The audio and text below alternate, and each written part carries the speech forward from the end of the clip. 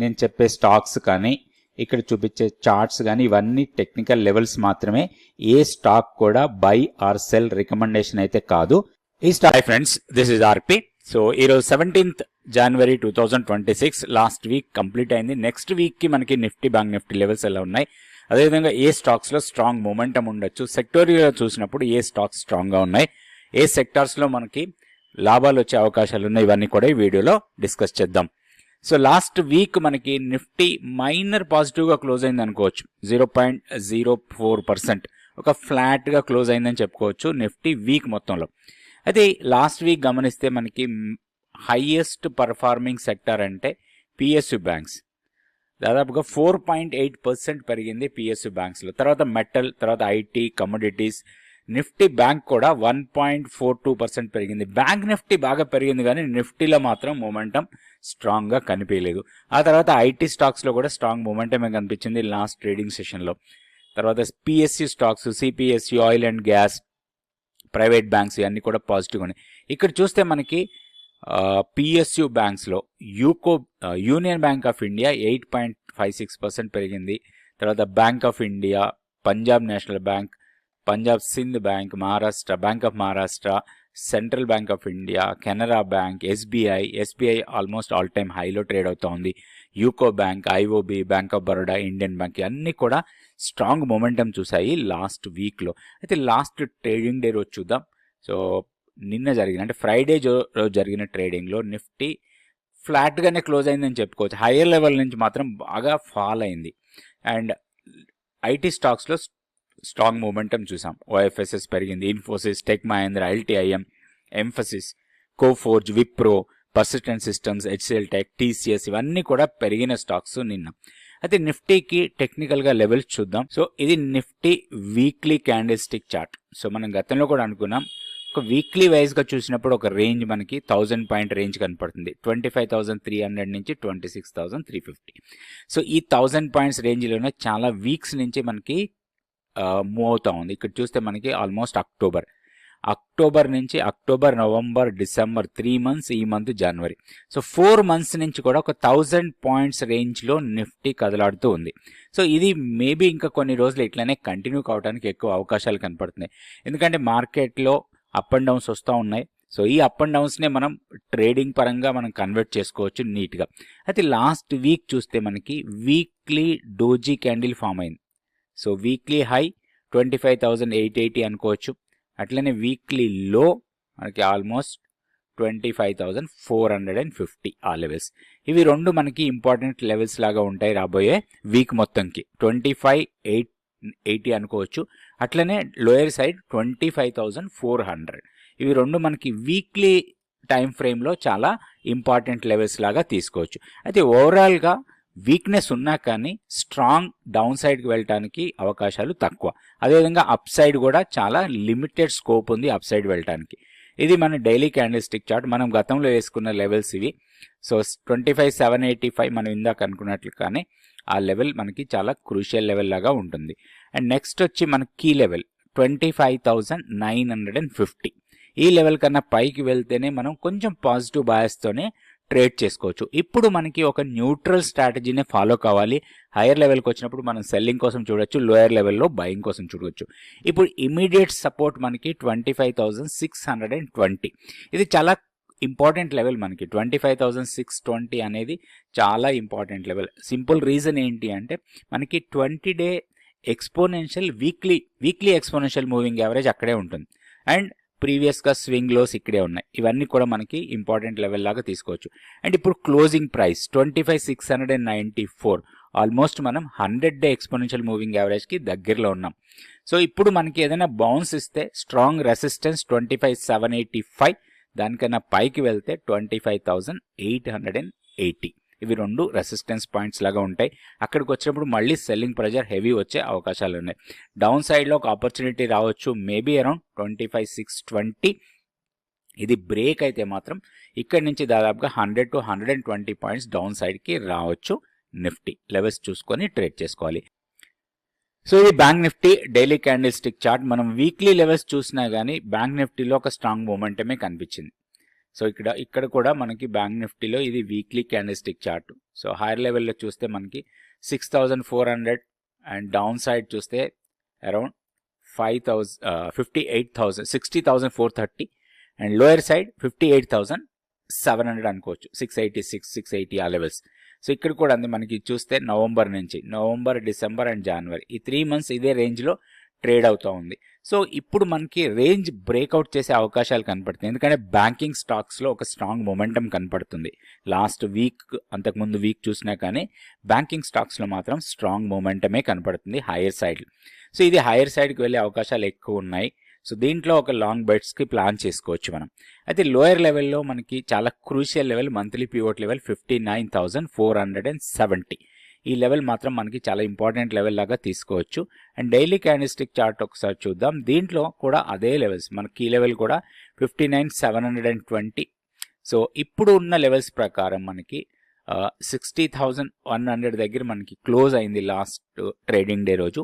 Immediate resistance 60,430, దానికన్నా పైన 50,680. So ఇవి రెండు రెసిస్టెన్స్. ఇక్కడ మధ్యలో చిన్నగా ఒక 100 points 150 points plus or minus కొంచెం మూమెంట్ అవుతున్నా కానీ స్ట్రాంగ్ రెసిస్టెన్స్ పాయింట్స్ మాత్రం అవే ఉంటాయి. అయితే ఇప్పుడు మనకు ఒక ఆపర్చునిటీ రావచ్చు, మేబీ అరౌండ్ 59,720 ఆర్ 780 లెవెల్స్కి వస్తే మాత్రం ఒక లాంగ్ ఎంట్రీ కోసం మనం ప్లాన్ చేసుకోవచ్చు. లోయర్ లెవెల్లో 59,500 కన్నా కింద డే క్లోజ్ అయితే మాత్రం కొంచెం డౌన్ సైడ్కి వెళ్ళొచ్చు, మేబీ 59,050 వరకు డౌన్ సైడ్ రావడానికి అవకాశం ఉంది. ఇది bank Nifty levels. Next stock futures activity చూసి దాంట్లో నుంచి 2 స్టాక్స్కి మనం టెక్నికల్ లెవెల్స్ చూద్దాం. స్టాక్ ఫ్యూచర్స్ యాక్టివిటీలో చూస్తే 55 స్టాక్స్ లాంగ్స్ బిల్డ్ అవుతుంటే 90 స్టాక్స్ షార్ట్ బిల్డప్లో ఉన్నాయి. షార్ట్ కవరింగ్లో 40, లాంగ్ అన్వైండింగ్లో 28 స్టాక్స్ మనకి లిస్ట్లో కనపడుతున్నాయి. సో ఇందులో చూస్తే మనకి 361 ఇది మాత్రం స్ట్రాంగ్ మొమెంటం చూపించింది. లాస్ట్ ట్రేడింగ్లో 4% ప్రైస్ పెరిగి 24% ఓపెన్ ఇంట్రెస్ట్ పెరిగింది. దీని టెక్నికల్ చార్ట్ మనం చూడొచ్చు. అదేవిధంగా ఐసిఐసిఐ ప్రూ లైఫ్ ఇది కూడా ఓపెన్ ఇంట్రెస్ట్ పెరిగి ప్రైస్ పెరిగిన స్టాకు. తర్వాత ఏయూ బ్యాంక్, అంబర్, నువామా, తర్వాత Chola Finance, KFintech, Bank of India, OFSS, HDFC, AMC. So AMC stocks, HDFC, AMC కావచ్చు, ఇట్లాంటి ఏఎంసి స్టాక్స్లో మాత్రం స్ట్రాంగ్ మూమెంటమే కనపడతా ఉంది. వాటిలో కూడా మనం కొంచెం కాన్సన్ట్రేట్ చేయొచ్చు. అదేవిధంగా షార్ట్స్ ఎక్కువగా బిల్డ్ అవుతున్న స్టాక్స్లో పవర్ ఇండియా టాప్లో ఉంది. 16% ఓపెన్ ఇంట్రెస్ట్ పెరిగి 4% ప్రైస్ డ్రాప్ అయింది. దాని తర్వాత ఎన్హెచ్పిసి, డిక్సన్. గతంలో కూడా మనం చాలాసార్లు డిక్సన్ గురించి మాట్లాడాం. ట్రెండ్ బేరిష్గా ఉన్నప్పుడు మనం లాంగ్ ఎంట్రీ కోసం ఎప్పుడు కూడా ప్లాన్ చేయొద్దు. బేరిష్ ట్రెండ్ ఉన్నప్పుడు ఏదైనా హైయర్ లెవెల్కి వచ్చినప్పుడు మనకి మంచి షార్టింగ్ ఆపర్చునిటీస్ ఇస్తున్నాయి. సో మనం డిక్సన్ కూడా వీక్నెస్ బాగా కనపడతా ఉంది. అదేవిధంగా IEX, Swiggy, then Zydus Life, Polycab, ఎరిడా, ఐఆర్ఎఫ్సి, ఇండస్ టవర్ ఇవన్నీ కూడా షార్ట్స్ బిల్డ్ అవుతున్న స్టాక్స్. ఇప్పుడు మనకు లాంగ్స్ బిల్డ్ అవుతున్న స్టాక్స్లో ఏయూ బ్యాంక్ ఒకటి తీసుకుందాం. తర్వాత 361 ఇది 361 వామ్ స్టాక్కి టెక్నికల్ చార్ట్. ఇది 1197 దగ్గర క్లోజ్ అయింది. సో నిన్న ట్రేడింగ్లో అంటే ఫ్రైడే జరిగిన ట్రేడింగ్లో ఒక గ్యాప్ అప్ ఓపెన్ అయింది. కాకపోతే హయ్యర్ లెవెల్లో మాత్రం ఒక స్ట్రాంగ్ సెల్లింగ్ ప్రెజర్ చూసాం.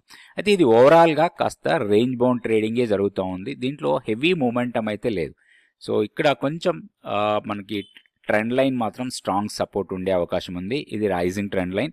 సో ఒక్కటి ఇక్కడ మనకి ప్రాబ్లం ఎక్కడ అంటే హైయర్ లెవెల్లో కొంత స్ట్రాంగ్ సెల్లింగ్ ప్రెజర్ ఉన్న ఏరియా 1250 నుంచి 1270. ఇప్పుడు మనకి దీంట్లో ఒక ఆపర్చునిటీ రావచ్చు లోయర్ లెవెల్లో. ఎప్పుడైతే ఈ గ్యాప్ ఫిల్ చేసి రివర్సల్ అవుతుందో అది మనకి ఒక ఆపర్చునిటీ కింద తీసుకోవచ్చు. దీంట్లో వీక్నెస్ ఈ రైజింగ్ ట్రెండ్ లైన్ ఏదైతే ఉందో ఈ ట్రెండ్ లైన్ని బ్రేక్ చేసి కింద డే క్లోజ్ అయితే మాత్రం దీంట్లో వీక్నెస్ రావడానికి అవకాశం ఉంది. ఒక ఆపర్చునిటీ కోసం చూడొచ్చు. స్టాక్లో లాంగ్ ఎంట్రీస్ కోసం స్ట్రిక్ట్గా స్టాప్ లాస్తోనే ట్రేడ్ చేసుకోవచ్చు. హైయర్ లెవెల్లో కొంత ప్రాఫిట్ బుకింగ్ రావచ్చు 1250 నుంచి 1270 వరకు. ఇవి టెక్నికల్ లెవెల్సే. ఈ లెవెల్స్ ప్రకారం మనం దీంట్లో ట్రేడ్ చేసుకోవచ్చు. నెక్స్ట్ వచ్చి ఏయూ బ్యాంక్. ఇది AU bank daily candle stick chart. So strong chart ఇది. టెక్నికల్గా మాత్రం ఒక మంచి చార్ట్ అనుకోవచ్చు. ఒక స్ట్రాంగ్ మొమెంటంలో ఉన్న చార్ట్ ఇది. సో ఎక్కడ కూడా మనకి పెద్ద వీక్నెస్ కనిపెట్టలేదు. ఇక్కడ చూస్తే మనకి లోయర్ లెవెల్లో ఇది సెప్టెంబర్లో 690 ఆర్ 700 రూపీస్ ఉన్న స్టాక్ ఇప్పుడు 1025 వరకు వచ్చింది. సో ఇక్కడ చిన్న చిన్న డిప్స్ ఇచ్చినా కానీ అది బయింగ్ ఆపర్చునిటీ కాకుండా ఇక్కడ చూడండి ఈ ఎప్పుడైతే లాస్ట్ ట్రేడింగ్ డే రోజు ఈ స్ట్రాంగ్ క్యాండిల్ క్లోజ్ అయిందో ఇది కొంచెం స్ట్రాంగ్ మొమెంటం వెళ్ళే అవకాశాలు ఉన్నాయి. ఈ ర్యాలీ తర్వాత ఇది పుల్ బ్యాక్ ఇచ్చింది. పుల్ బ్యాక్ ఇచ్చి సపోర్ట్ తీసుకున్న ప్లేస్ చాలా ఇంపార్టెంట్ మనకి. మంత్లీ పివోట్ దగ్గర సపోర్ట్ తీసుకొని ఒక స్ట్రాంగ్ క్యాండిల్ వచ్చిందంటే ఇది హైయర్ లెవెల్ వెళ్ళే అవకాశాలే ఎక్కువ ఉంటాయి. ఇక్కడ ఒక చిన్న సప్లై ఏరియా ఉంది కానీ దాన్ని బ్రేక్ చేసే అవకాశాలు కనపడుతుంది, ఎందుకంటే మొమెంటం వైజ్గా స్ట్రాంగ్ ఉంది కాబట్టి. ఇది హైయర్ లెవెల్కే వెళ్ళే అవకాశాలు ఎక్కువ ఉన్నాయి. సో ఏదైనా డిప్స్ ఇస్తే దీంట్లో ఒక ఆపర్చునిటీ కోసం ప్లాన్ చేయొచ్చు.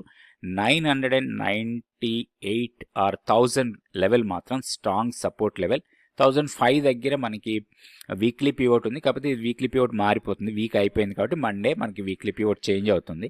సో ఇక్కడ చూస్తే మనకి ఒకటి strong basing formation around 930 950 level దగ్గర 3-4 డేస్ తర్వాత చిన్న డిప్, దెన్ ర్యాలీ. సో ఇట్లాంటి మనం ఆపర్చునిటీస్ కింద ప్లాన్ చేసుకోవచ్చు. ఇప్పుడు కూడా మార్కెట్లో మొమెంటం ఏదైతే ఉంటుందో ఆ మొమెంటాన్ని మనం కరెక్ట్గా క్యాచ్ చేయగలిగితే మనకి స్టాక్ మార్కెట్లో మనీ రావడానికి అవకాశం ఉంటుంది.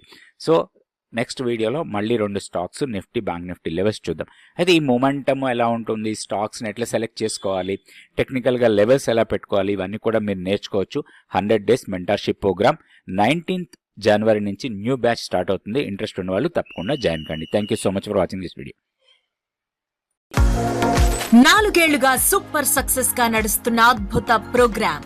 ఎంతో మంది ట్రేడర్లను మార్కెట్లకు పరిచయం చేసిన ట్రైనింగ్. చిన్న కిడ్స్ వాళ్ళతోటి నేను ఏం మేనేజ్ చేయలేకపోతున్నా, నాకంటూ ఏం సంపాదించుకోలేకపోతున్నా అని బాధరింది. బట్ ఇందులోకి ఎంటర్ అయ్యాక నాకంటూ నేను ఏదైనా చేసుకోగలుగుతా అన్న కాన్ఫిడెంట్ అయితే నాకు వచ్చింది. సార్ ఒక స్ట్రాటజీ ఇచ్చారు నాకు, ఈ వీక్లీ స్ట్రాటజీ. ఆ వీక్లీ స్ట్రాటజీ మనం 1 year చేశాను. ఆల్మోస్ట్ ఆ 1 year లో 100% తీసాం.